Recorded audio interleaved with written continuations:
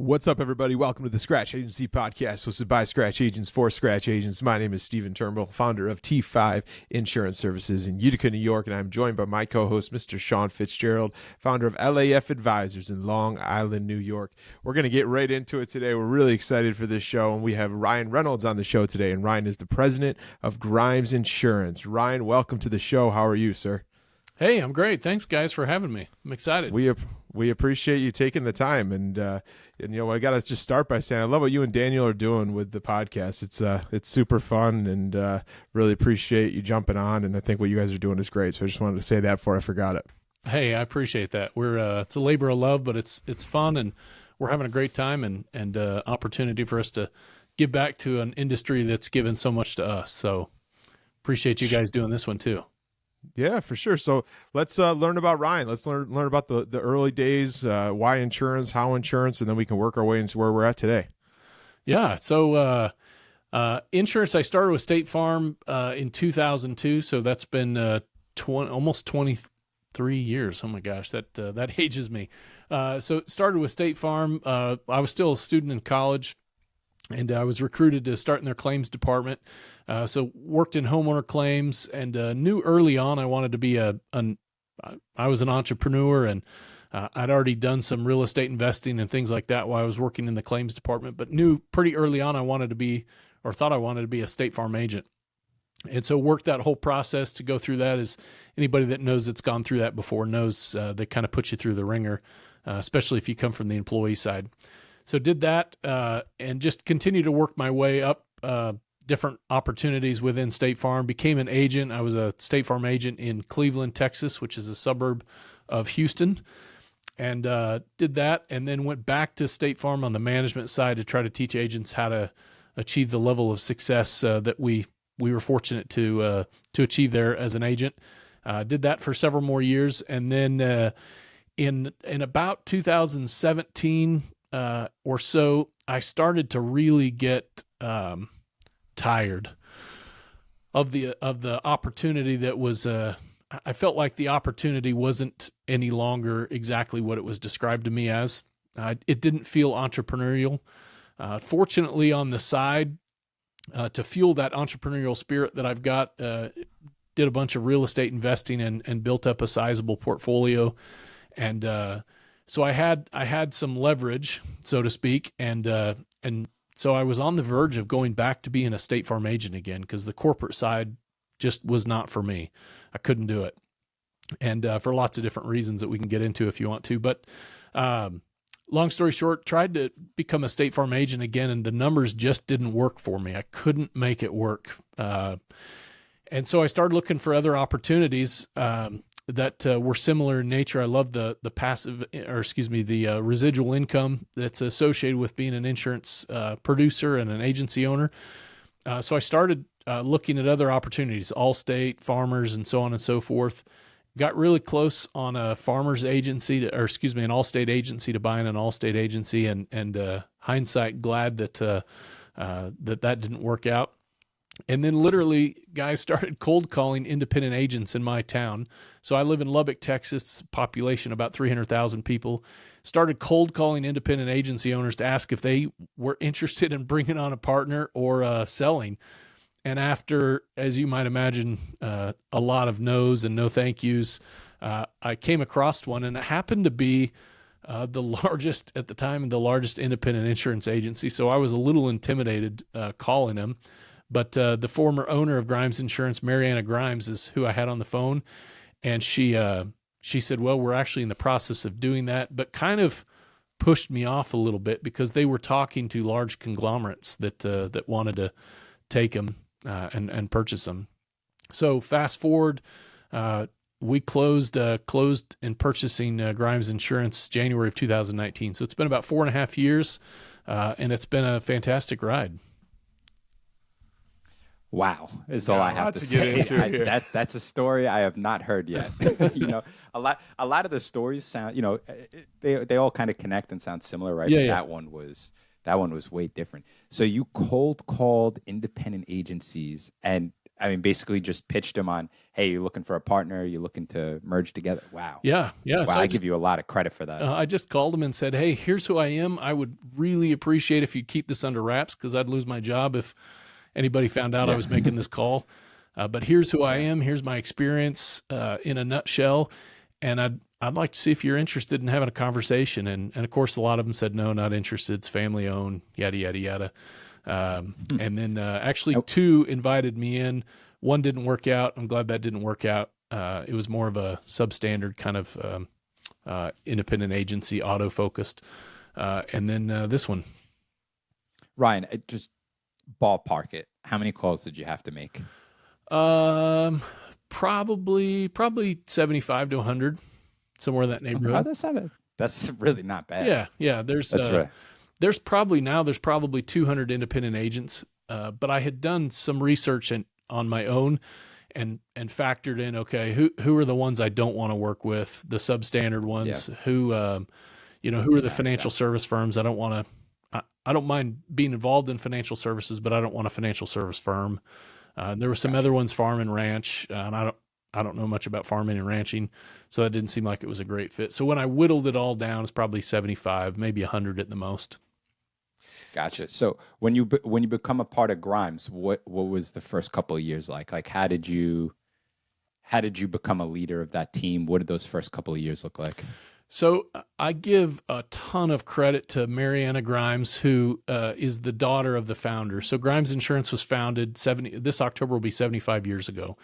And Mariana had been running it with a minority partner for the last, I'm guessing here, but somewhere in the neighborhood of 30 years.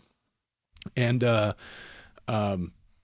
so the situation was Mariana did not want to retire, but her partner, the minority partner, needed to retire for some medical reasons.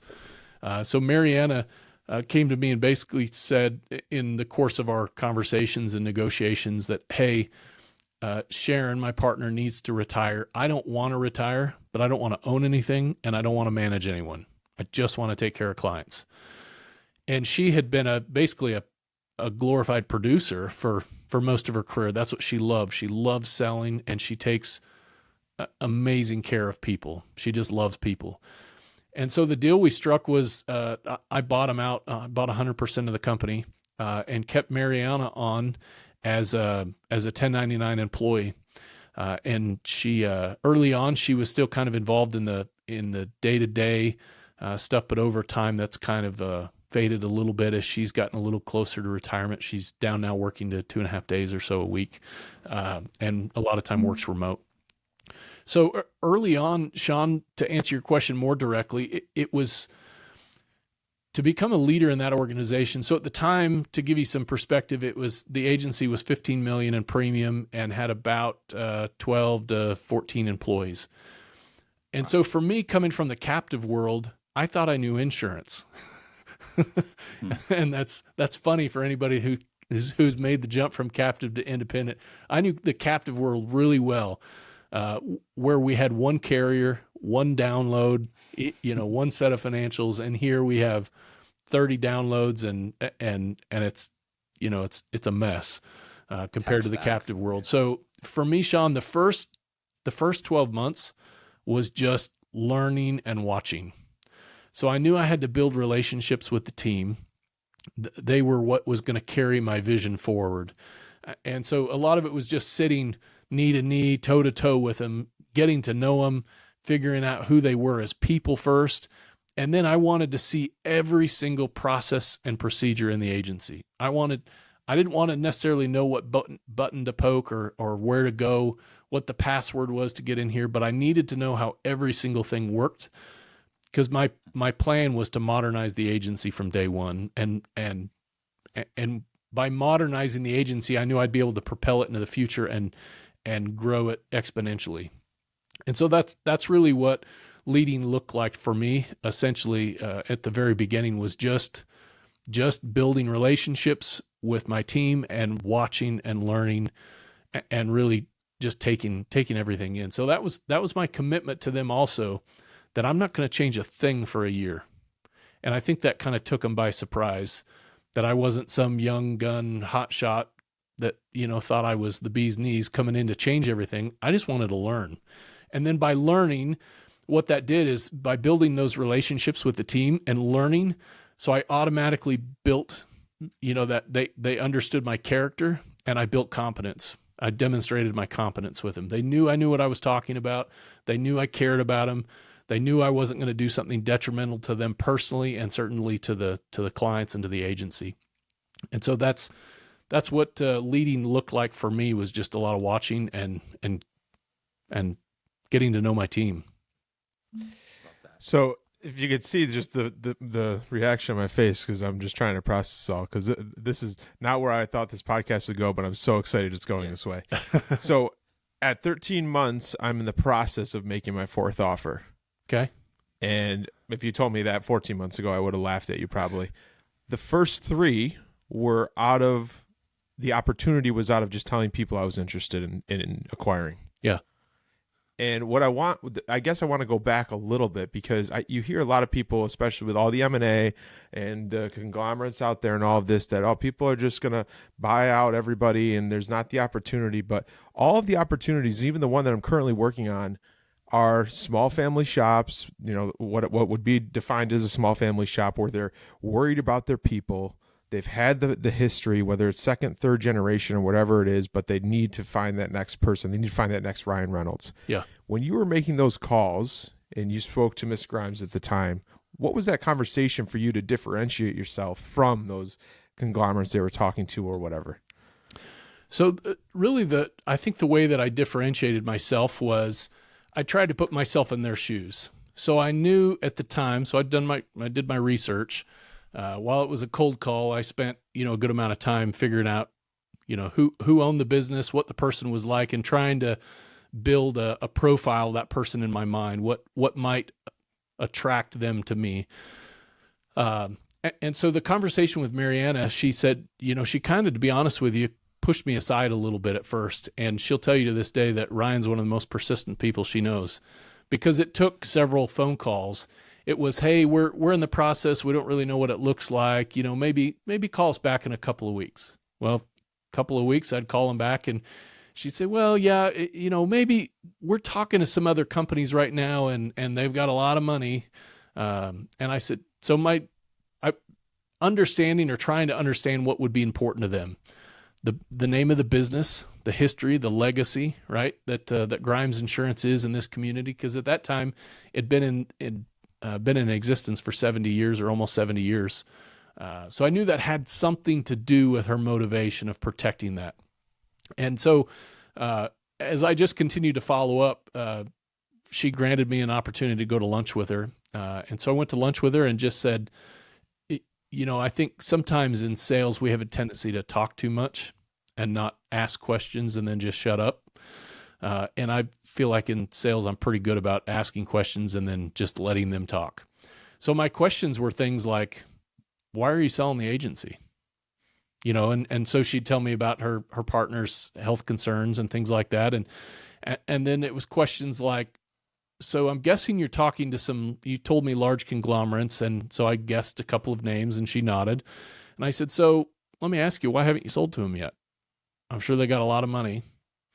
And so her answers were right in line with what I predicted. Well, we haven't sold yet because we're concerned about our team. Our team is family.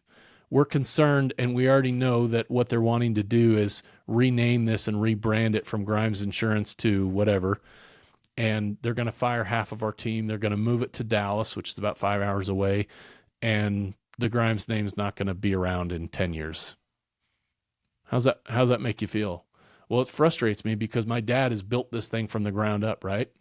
And so how I differentiated myself is I tried to solve her problems for her, which the other company was only solving one problem, right? Money. And I felt like I had the solution to all the other problems. And so I told her, I said, hey, here's my background. I've been with State Farm for, at that time, 16, 17 years. And I live here. I go to work here. My kids go to school here. I go to church here. I'm not going anywhere. So I am the solution to all of your problems. So I want to run this thing just like you do. I want to maintain the name because, quite frankly, I'd be crazy to change the name. It's been here for 70 years. It's the largest independent agency in West Texas. I'd be crazy to change the name. I want to get to know your team. I have zero desire or motivation to let any of them go, to fire any of them.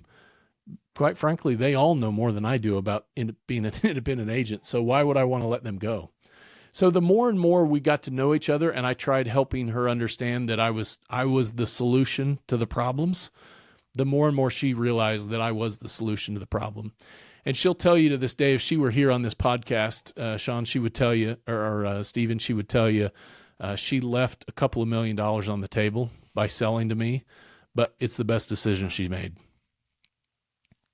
The timing of this, Stephen, I'll let you just take over the rest of this podcast because this is literally what you're going through. Yeah, I'm going through something very similar right now, and it's the timing of it's funny. So you mentioned, Stephen, that you're in the process. I have two more. Actually, one is closing on July 30th. Today's the 29th, so it's closing in 2 or 3 more days.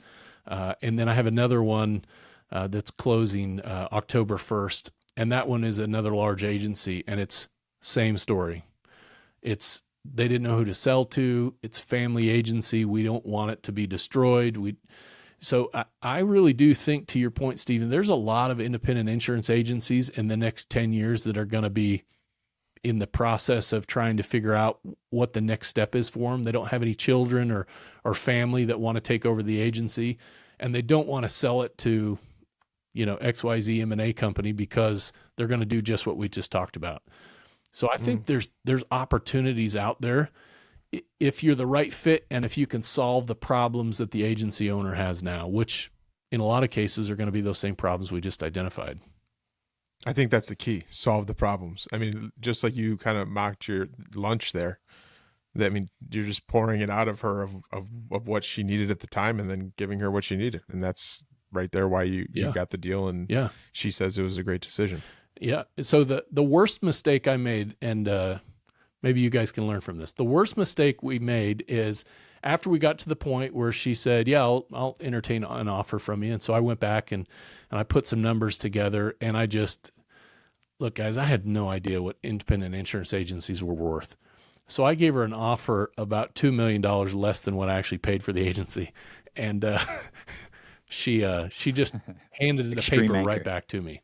I was in my sales pitch, and here's what I'm going to bring to the table, and here, and here's the price. And she just handed it back to me, and she said, here's the price I need. Here's the amount of money I need. And I said, I can do that. And then the question was, in her mind, she's like, well, where are you going to come up with that money? And my response was, I don't know, but I'll find it. So the mistake there was not asking her how much she wanted for the agency and trying to tell her what I thought it was worth, because she already knew in her mind. She'd had it valued, and she had an idea that it was worth, X multiples or whatnot. And so that was a mistake that I learned from, that I've not repeated again, was just telling him what it's worth. And that even more shows the value that you had on top of that. I mean, it would have been so easy for her to say, oh no, sorry, we're not interested in that low. See you later, Ryan. Yeah. But it shows even more of the value that you had. Now, you don't have to get into detail, but I'm just curious for people, like you said, I'm going to find the money. People that are presented an opportunity, and I'll use myself as an example. 13 months into starting my own scratch agency, I don't have all the money in the bank to be able to do with these opportunities, but there's ways to figure it out. I mean, what creative ways were you thinking, or did you use to make it happen? So I did a couple of things. So I went to a financial institution that you guys would probably all know if I said their name, but they historically finance a lot of independent insurance agencies, and if somebody goes on the website, they'll figure out who it is. But there's a handful of them out there. And so I knew I did not want to go to a local bank. As good as local banks are, and as much as I try to go local, I knew that this was a specialty deal. And on paper, this agency is not worth what I agreed to pay for it. So somebody was going to have to know this industry really well to finance it. And so that's why I went straight to them. So it was a 80-20 deal. So I had to come up with $1 million cash, which I did not have, and as most people don't have. And so what I did is I went to the bank. I'd mentioned earlier in the podcast that I had a pretty sizable real estate portfolio. So I went to the bank and refinanced a couple of really large properties I had, and I pulled out a significant amount of money from those, basically just a cash out refi on some of those properties. So that gave me a big chunk of that money, probably 60-70% of that. And then I went to an individual that I know that had some money and said, "Hey, here's the skinny." And then I had some cash too in savings and whatnot. So I was able to bridge the majority of the gap. Went to an individual that I knew had some cash and said, "Hey, I've got an opportunity for you to invest in a short-term deal, 24-month deal. So I'm going to buy this thing. You'll be a silent partner. You'll have no voting rights, no nothing. I need $200,000, and here's what you'll get in exchange for that $200,000." And he was like, "Deal. That's a no-brainer." So I was, and after 2 years, then the deal was that I bought him out. So he didn't really know anything about insurance, didn't have any insurance knowledge. He was just an angel investor, really, for $200,000, and got a chunk of the business and made a good amount of money in a 2-year period of time on that. So that's how I did it. Wow. So that's awesome. So just for people out there that might not know, it's funny, Stephen and I were talking about this a couple of weeks back, maybe even yesterday, who knows, but so the bank, if you call a bank that specializes with, insurance agency purchases specifically, in your opinion, do you think they're like one of the best places to go to actually value? No, their valuations are horrific. No. So valuations, I have there's 2 places I would go now, and I did not know these people then. And so part of the process to your question, Sean, as part of the process of doing this is the bank will evaluate the business's worth. They sub it out. So you, as part of your closing cost, Gotcha. You pay that. And I want to say it was like $600, but it was just part of the closing cost of the deal. Just like if you were buying a house, the bank's going to have it appraised, right? Same concept. So they had an appraiser. Gotcha. So they appraised, coincidentally enough, they appraised the book of business, or they valued it exactly what I paid for it, which I knew meant I was getting a good deal. If they appraised it for what I was paying for it, because that they're never going to put their license on the line and appraise it too high. So that's what they did. Now for me personally, if I was buying an agency again, and so what I did on these other 2 ones that I have is I reached out to, there's RD Advisors, Don and Ro Pulaski, who are fantastic. I use them personally. They're my fractional CFOs. And then there's another one who is a dear friend of mine, and I think she is fantastic. And I've had her do it on another agency, Carrie Wallace. And Carrie, those names and phone numbers are pretty readily available, both RD Advisors and Carrie Wallace. Yeah. So both of them will do full blown out appraisals. And so that will give you an idea of what the business, what you should pay for it in terms of the max amount that you should pay for it. But at the end of the day, it's just like buying a house, right? You can go and hire an appraiser, and an appraiser says the house is worth $200,000. Well, it's really only worth what you're willing to pay for it, right? So that's kind of where that goes to. But yeah, good question. Yeah. Now, so first 12 months, you're learning everything. You've got a team. I think you said what, 12 people? Maybe as many as 14 that when I first bought it. Okay. So let's start walking through what it looked like of now Ryan wants to make this change. And we've got these 12 people who've been doing it the same way for how many years, and how you were able to implement that successfully, and kind of what that Yeah. So like. It started with just little things like compensation changes, right? Adding in some commission structure, some kind of bonus type things to incentivize, making sure that their targets and what I really wanted to achieve in the agency were in alignment. Because otherwise, if they're just all salary, it's completely out of line. So it started with just little things like that, and implementing, quarterly social kind of things in the agency. So it started really slow because, again, in my mind, I'm still building trust. I need them to trust me, and when I pull the trigger and make a big change, I need them to follow me and have confidence in me. So probably the first big change was implementing a CRM. There was no CRM there. We had AMS 360, and they were using AMS 360, probably just a very small portion of the services that are available there. So that was probably the biggest change, was implementing a CRM, and then teaching 15 people how to use this. And these 15 people were so used to. So true story. When I first bought the agency, when somebody would call into the office, they would talk to the receptionist. The receptionist would transfer them to somebody taking inbound quote information, not licensed, just a information gather. They had a Word document. They would write on a Word document. Then they would put it in a color folder and walk it to a producer. And everybody in the office had their own individual color of folder. Mine was blue. So they would walk it to that producer, put it on their desk. That producer would open it up. They would type everything into Easy Links, generate the quote, call the client back. If the client wanted to do it, they would send out the apps and do all those things. Then they would walk the folder over to somebody else to issue the policy. Then that person would issue it. Then they'd walk it over. So it was like a CRM system without the technology, right? And so implementing a technology, a CRM system, and that tech that associated with that basically did that without the walking from desk to desk, was the biggest change. And it was, as you might imagine, it was a little disruptive at first. But again, back to that trust piece, that trust was there. And so almost every day I came into the office, I was like, hey, we're going to figure this out. Just give me a little grace. We're going to figure this out. I promise. And they were so loyal to customers and to the brand that, their frustration wasn't in the technology. Their frustration was that we're not able to help clients in the way that they wanted to help clients. And so that's a good thing, right? So those were the first kind of big changes.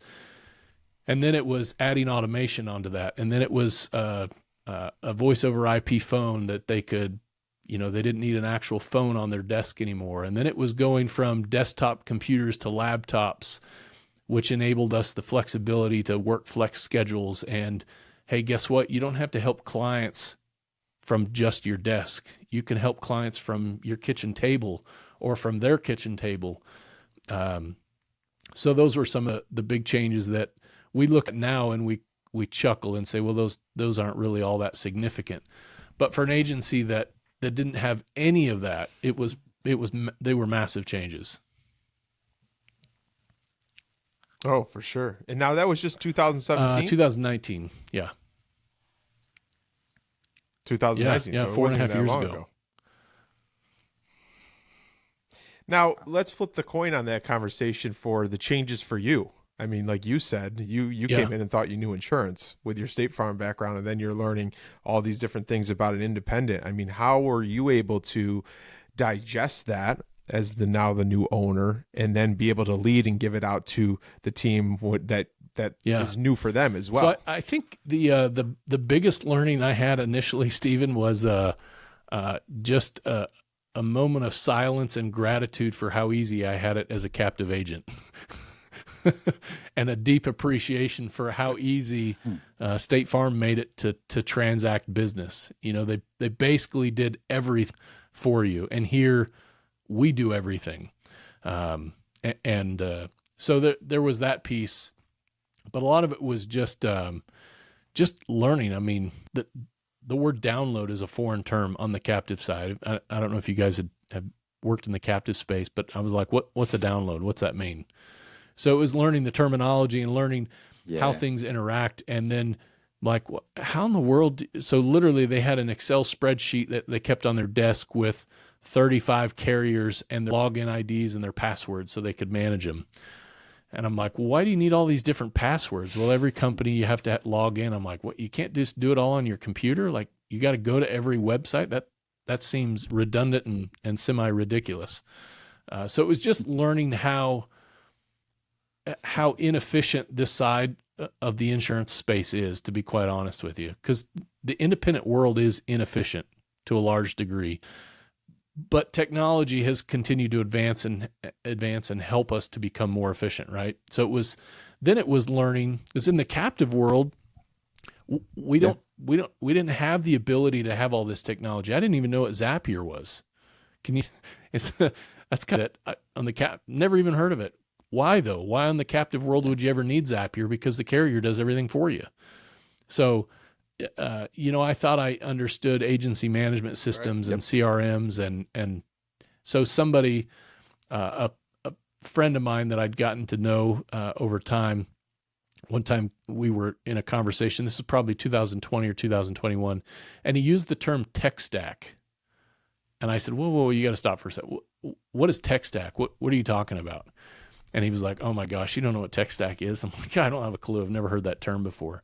So that's the amount of learning that I've had to do in the last 4.5 years, is learning, all this technology. We're flooded with it now. And now I feel like I'm pretty savvy in all that stuff, and have a really good working knowledge and understanding, and know a lot of the owners of these tech companies. But just learning about all the technology and how to implement it. What tech is actually going to be helpful and beneficial for us?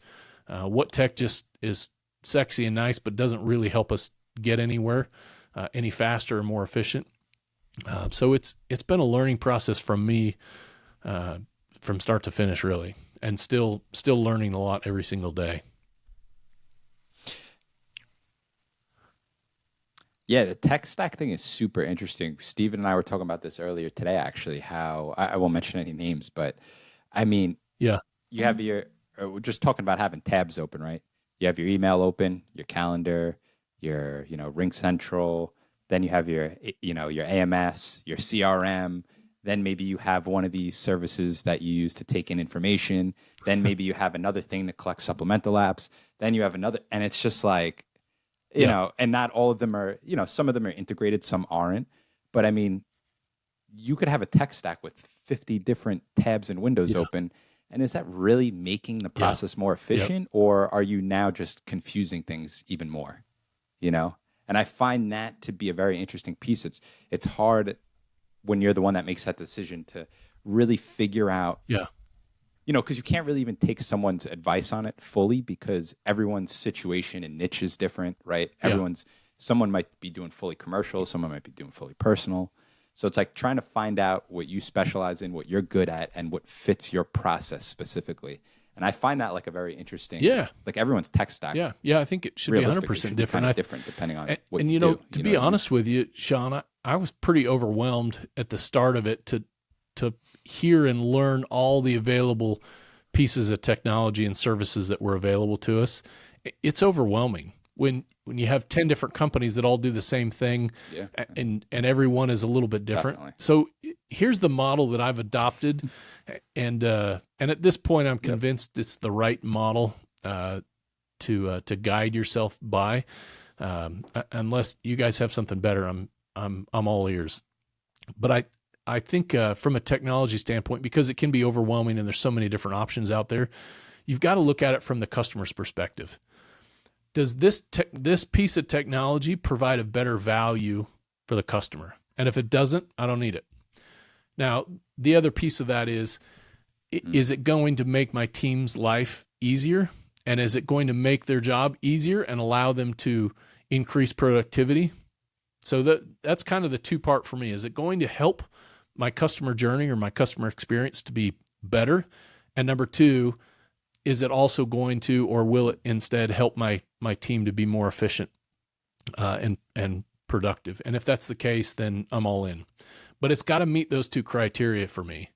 And that's kind of how I've just operated for the last 4 years or so, is under that mantra. It's got to help the client, and it's got to help my team. I like that.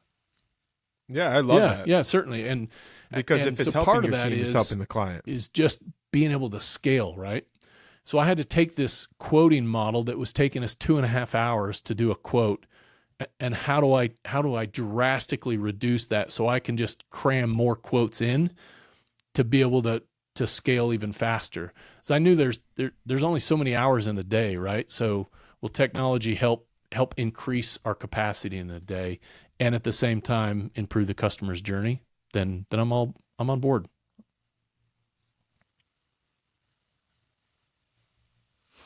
Yeah, Steven, that's what we talked about with Brett Young.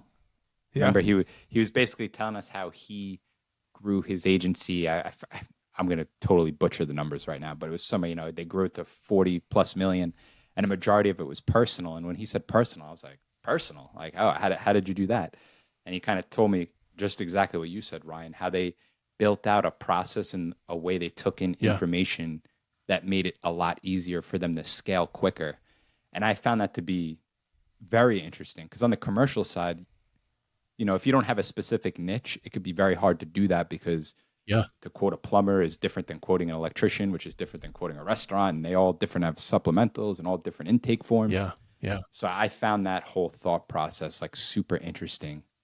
And that's probably why people grow fast. Same process, niches, because it's repeatable every single time. It's the same process every time. So that's really so if you look at it too from that side, Sean, that if it's helping the customer and making the customer's experience better, and it's also doing that for your team and improving their capacity, then really what you're building is a product, right? Your product is your customer experience and your team members' experience.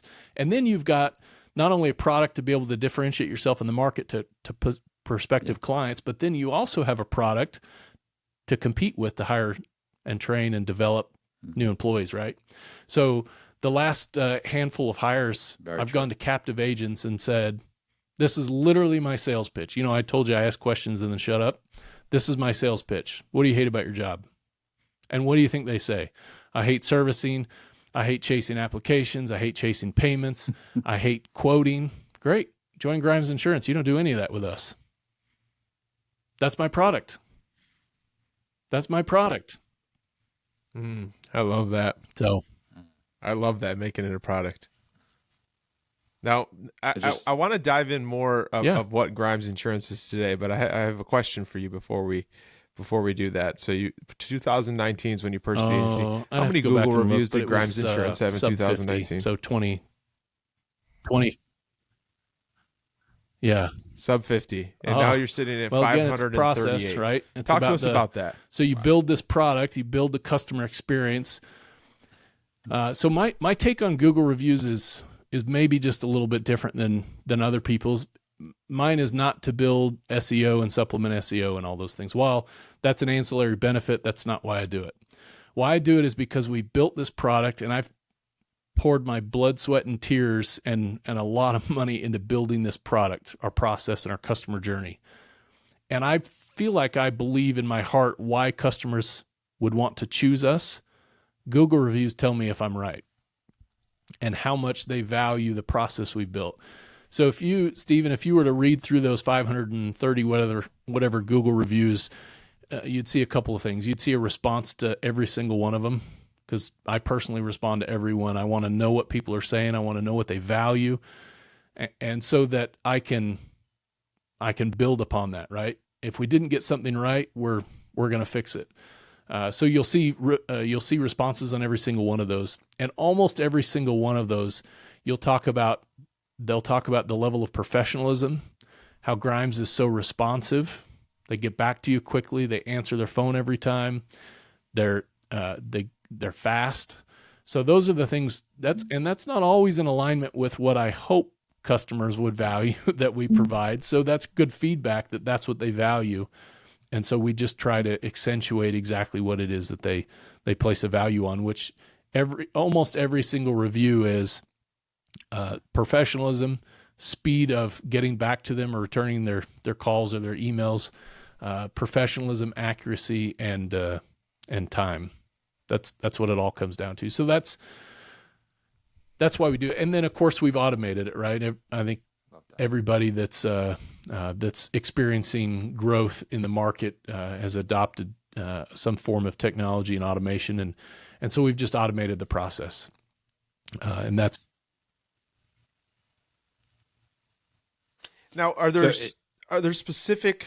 I'm just curious with that number. Is there a specific key that you think for your automation? Because I've hit 100. I think I'm at 108 right now in a year with just me. And I've got an automated process, but I would say 80 of them are just me asking. And I think it works different for everybody, but so I'm curious kind of what your automated process is to get a good return on that. So we we're fortunate because of the denominator of our agency is size. So we get a lot of referrals and we write a lot of business. To give you an idea, a slow month for us is about $500,000 in new business production. And our target is about 750,000, but most months like this month will clear 725,000 in new business.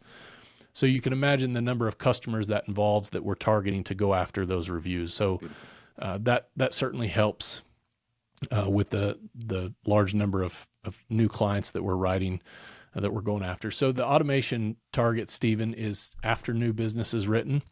I'd have to go back so we use Agency Zoom as our CRM, and that does all that for us.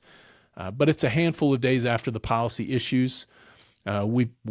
The automation, and honestly, I set it up about a year ago. I don't remember exactly what it says.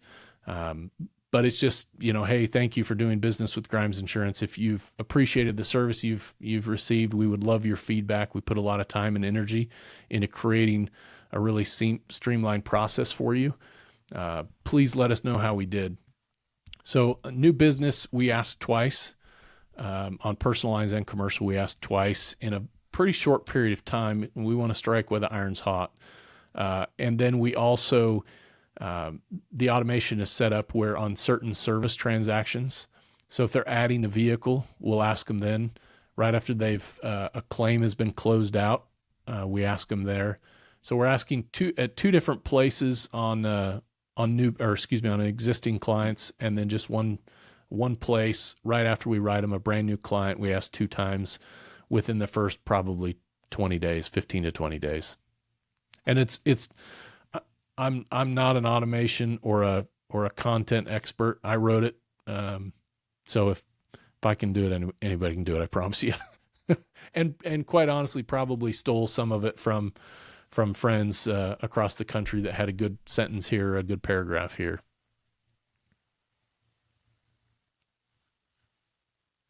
Yeah. I hear you on that. Oh, yeah. Yeah, absolutely. Well, Ryan, in respect to your time, we're going to look to wrap this up, but we're definitely going to have to do a part 2 on this because there was so much good stuff and so much more that I want to dive into. But we ask everybody on this podcast the same last question, and I'm excited to see your response. We go back right now to 2002 when you're just getting started.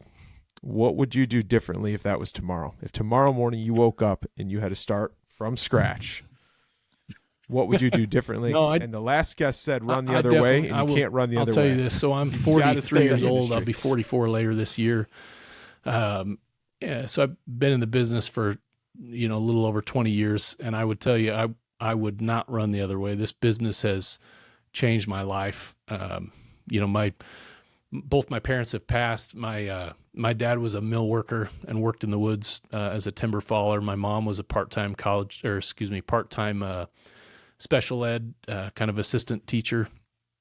So I don't come from great means. I don't have insurance in my family or my blood. I would have never imagined in my wildest dreams that I'd be in a career and be doing the things that I'm doing now.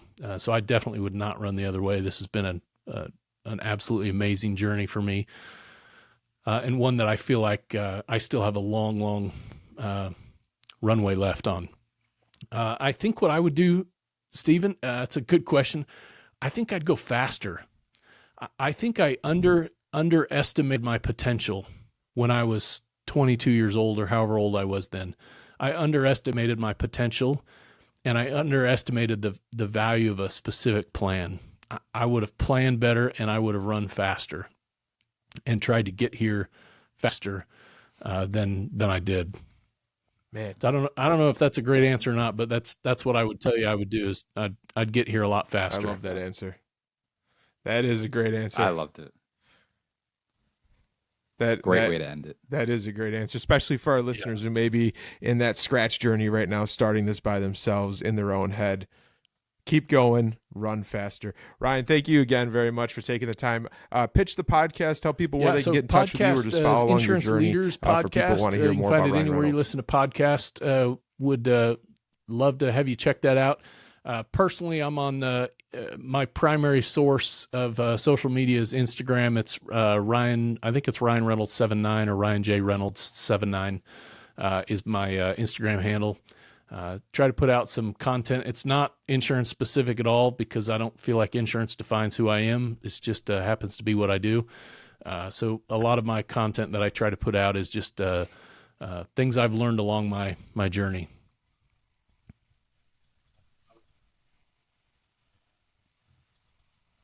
Love it. Love it. Well, thank you very much for taking the time to join us, everybody. That is another episode of the Scratch Agency Podcast. Thanks for joining us today. Do us a favor, like the show, share the show, and subscribe. Most importantly, remember to dig down deep, believe in yourself, and own your own future. We'll see you next week. Take care.